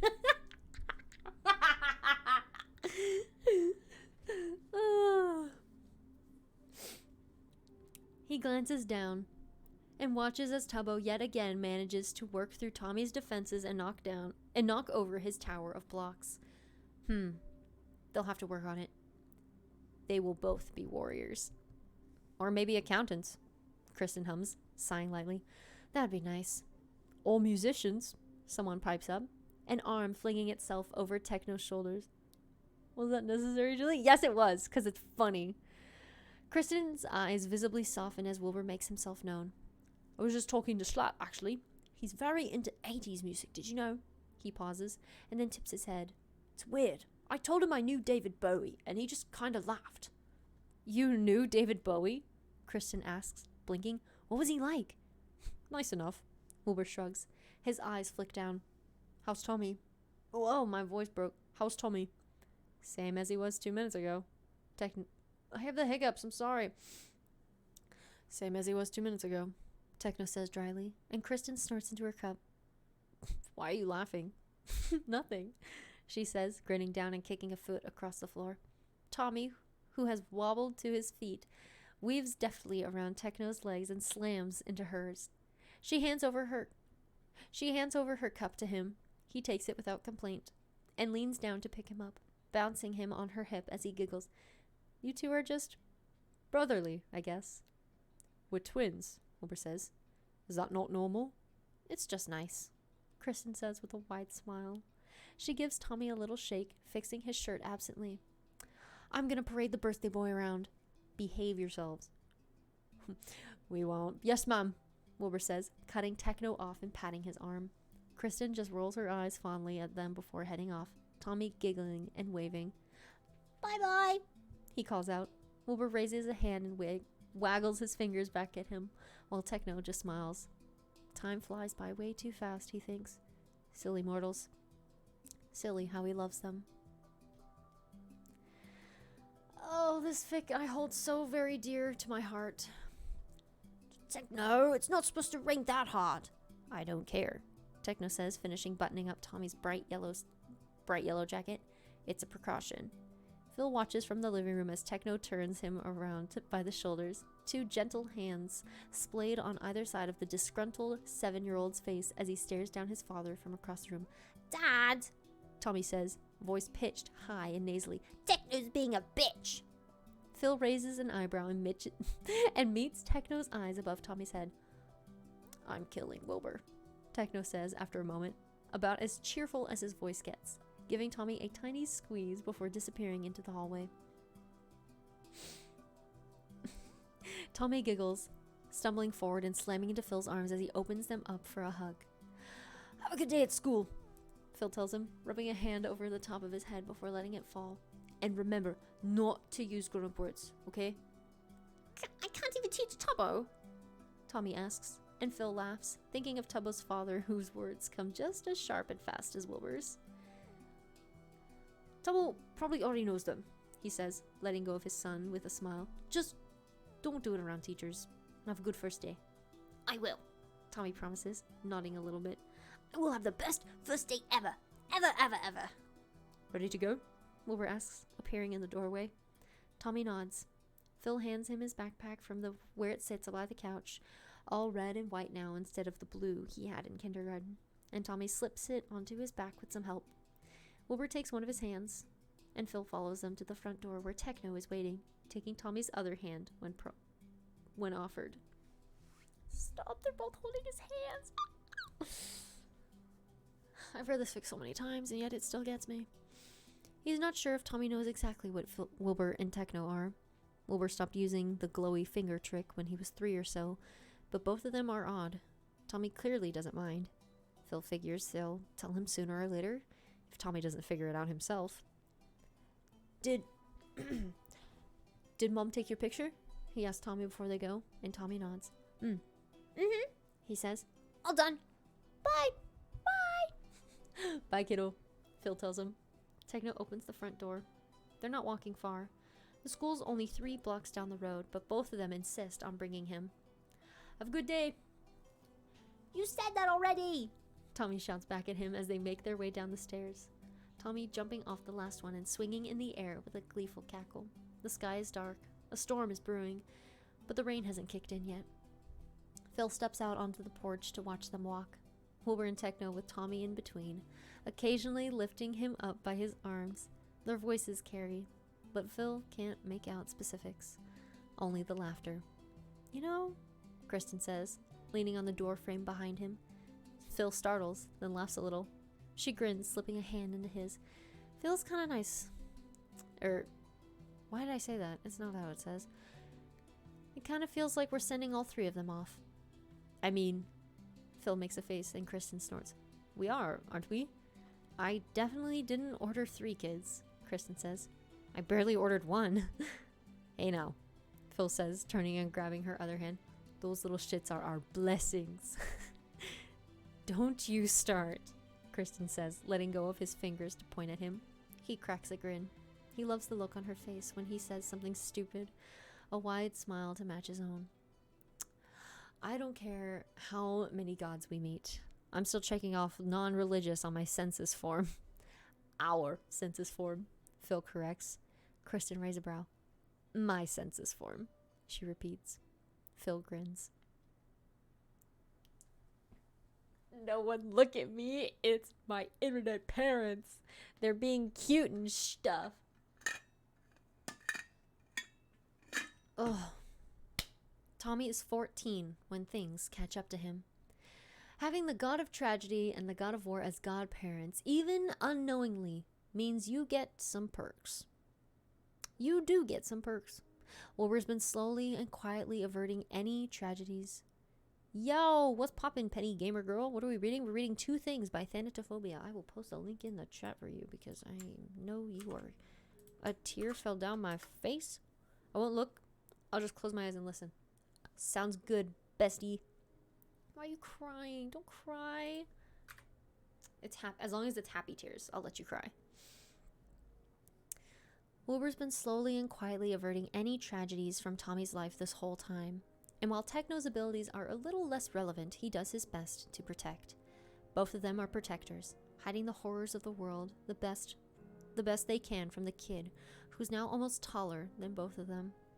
Tommy, of course, has no idea they're gods. It had been decided upon one night when he was 3 or 4 by Phil and Kristen, discussed at length with Wilbur and Techno. And so at the tender age of 14, the age at which things catch up, of course, he is, one could say, completely oblivious. Yes, his godparents are weird. Neither of them can drive. Neither of them seem to have a permanent home and don't really sleep over at Tommy's house, but they do share a room. They're brothers, twins even, and Tommy knows they love him. That's all that's important, really. Julie should read 6 across on stream or off stream or learn it anytime. And no, I will not drop this.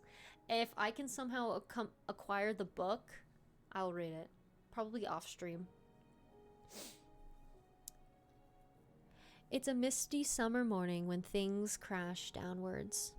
School had started only a few weeks ago, and the August heat clings on into the early September with a desperate grasp. Early morning fog still covers a majority of the small town Tommy's grown up in as he shuts the front door behind him, backpack slung over one shoulder and a bagel in hand. He walks to school with 2 of his best friends, Rambu and Tubbo, who are waiting down by the street corner. He's outgrown being walked to school by his parents or older brothers, and so with easy confidence, only a 14-year-old teenage boy can have. He stomps down the stone steps of his childhood home and onto the sidewalk. The house had been quiet when he left it, his father sitting at the counter and kissing his temple goodbye as he left, his mom in the shower, Techno reading in the living room, and Wilbur definitely still asleep. He can remember how Wilbur had told him the worst part of looking after baby and toddler had been how little sleep they'd all gotten. Tommy had always been energetic. I don't know why I wanted to say eccentric there.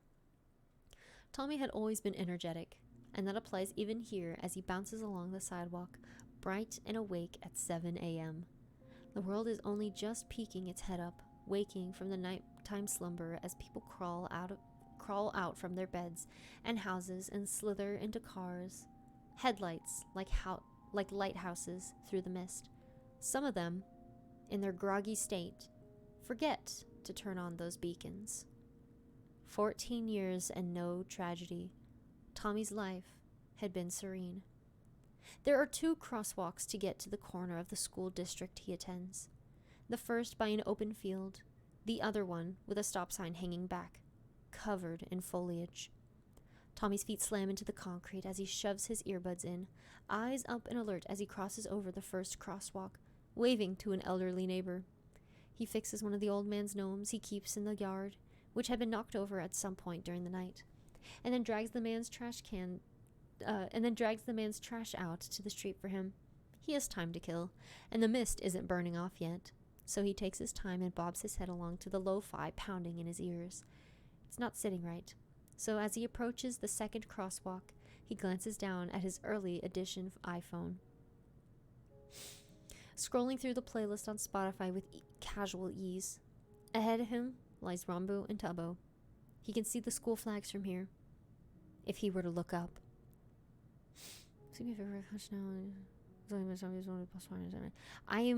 I'm currently reading that. I'm waiting for it to be completed, and then maybe we'll think about reading it. It's really long, though. I'm not really one for reading long fics, unless I have a person do it with me. That's usually something for Tommy Tuesday.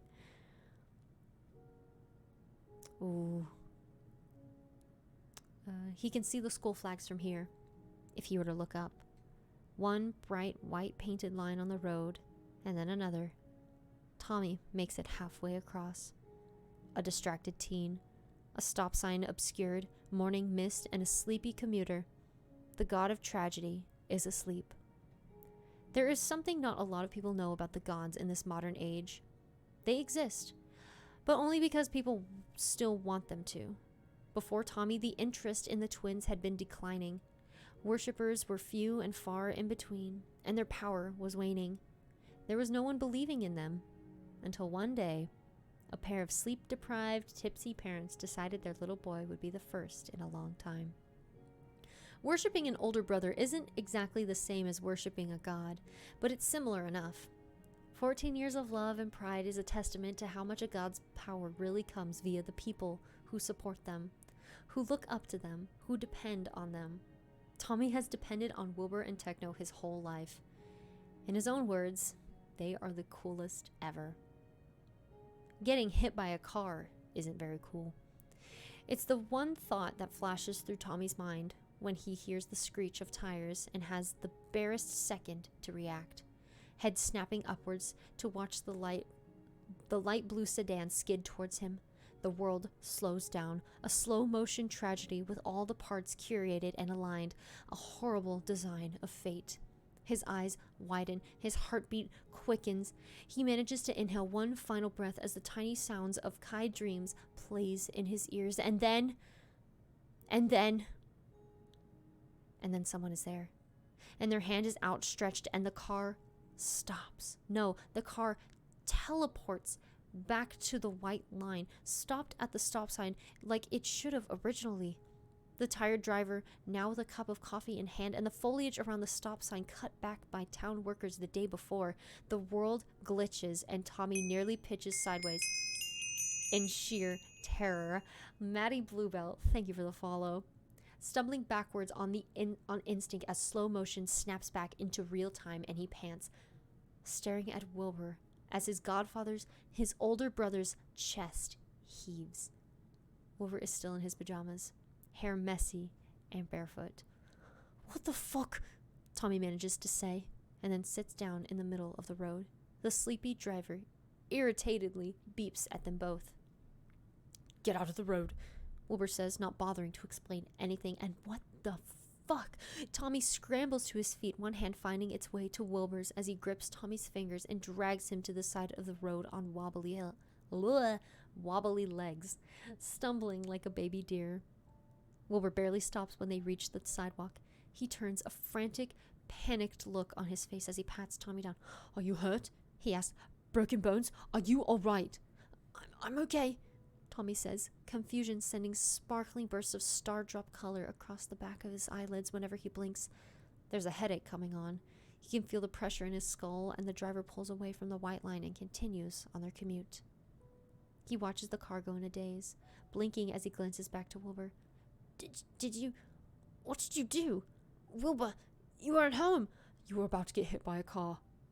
Wilbur snaps, hands coming to rest on either of Tommy's shoulders. "I wasn't about to stay home." "How did you know I was about to get hit by a car?"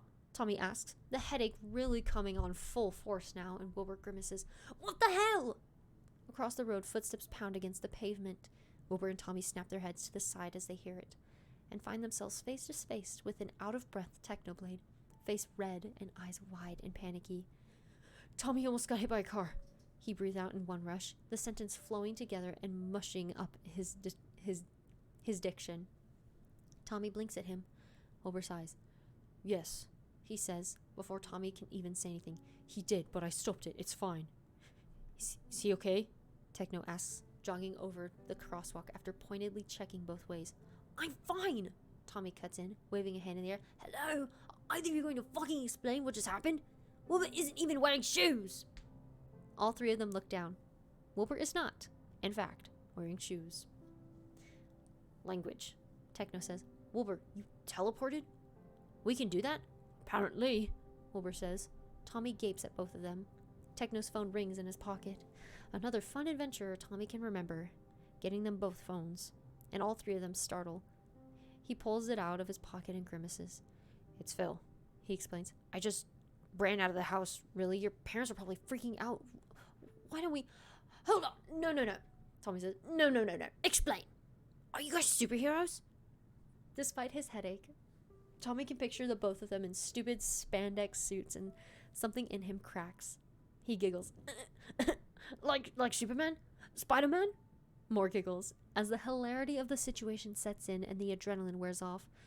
He'd been so scared, but hey, even if Wilbur and Techno are superheroes, at least they're here now.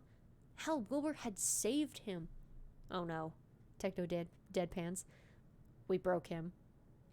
"We did not," Wilbur says fiercely, giving Tommy's shoulder a little shake. "You're fine." I'm fine," Tommy echoes and then giggles again. Techno and Wilbur exchange a glance. "Look, kid," Techno says after a second, tucking a strand of bright pink hair behind his ear. We're not superheroes. It's a little different. There's something we've kind of been keeping from you. Like how you can teleport? Tommy asks. That's a new development, Wilbur says, quick to jump in. Very new. Why don't we head back home, okay? It'll be easier to explain with Chris and Phil there to help. Tommy takes a deep breath. The headache is still there from the weird glitch thing Wilbur had done, but his chest is looser. The fear that made his heart race earlier less present. He's confused, but not upset with either of them. Not yet, at least. He glances between them both, quietly staring at the way Techno and Wilbur exchange a glance. After a second, he clenches his shaking fingers and glances down at them. Techno pipes up. Would it help if I said you will probably get the day off school? Yes, Tommy admits with ease. Yes, it would. He will always find an excuse to take a so-called mental health day. This feels more than that. He looks back up and meets Wilbur's gaze. Warm brown eyes and familiar face like a balm over his nerves. Yeah, let's go home. He bites back the childish urge to say, I want my mom. What is he, 6? No, Tommy's a big man, almost in high school and everything. He's got this. Whatever it is. And besides, he's got Techno and Wilbur here. Even if they are superheroes. That'd be so much cooler, honestly. And so he doesn't hesitate to melt into Wilbur's arm when he's offered a side hug. One of Techno's hands ruffling his hair briefly before they start back across the sidewalk. They surround him like a security detail the whole way home.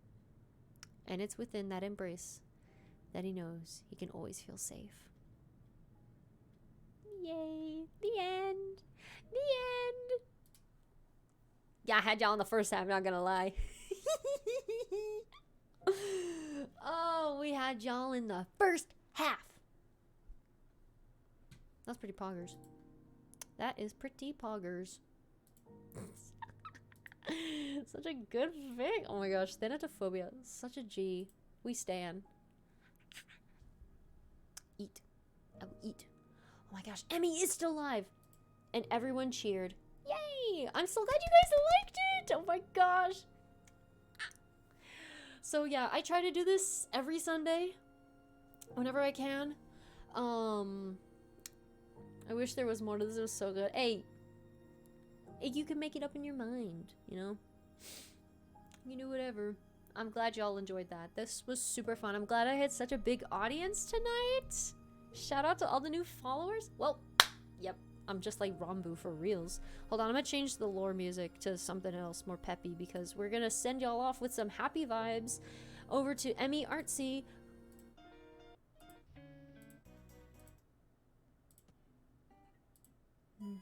Yeah. Yeah, I'm so glad you guys had fun. Oh my gosh, it's Neapolitan Trio. Shut the front door. This is great. Hey, I'm so glad y'all had fun. I'm gonna send y'all over to Emmy Artsy. It's my first stream at SBI Sunday. It's been wonderful. I'm so glad. I'm so glad. Yeah. Great night to watch your stream. Also, twice. Bro, I'm sorry you're so sick, man. Please take care of yourself. All right, guys. We're gonna do the outro. Will I be live tomorrow? I don't know. But be sure to join the Discord to find out. And make sure to do all your reaction roll stuff. And don't be afraid to ping a mod if you ever need anything. But without further ado, chat. Here, wait, I gotta make sure I look at y'all in the camera so I can tell y'all directly. Chat. Wait, I should probably start the raid. Okay, first off, copy this. And then we're gonna do that. Join the raid, join the raid, join the raid, join the raid. Please join the raid. It'll be so poggers. Yes! Okay. I hope she's not ending soon. Oh my gosh, she might be ending soon. That's okay. Chat, remember. You are beautiful. You are worthy. You are valid. And I love you all very, very, very much. And I will see you all later this week for whatever I do. Hopefully we'll do some MCCI. And then Tommy Tuesday will probably occur on Tuesday. Oh, your clicky keyboard? Thanks, I got it from Amazon. It goes flashy flash and stuff. All right, gal. Have a good one. Mwah. Bye.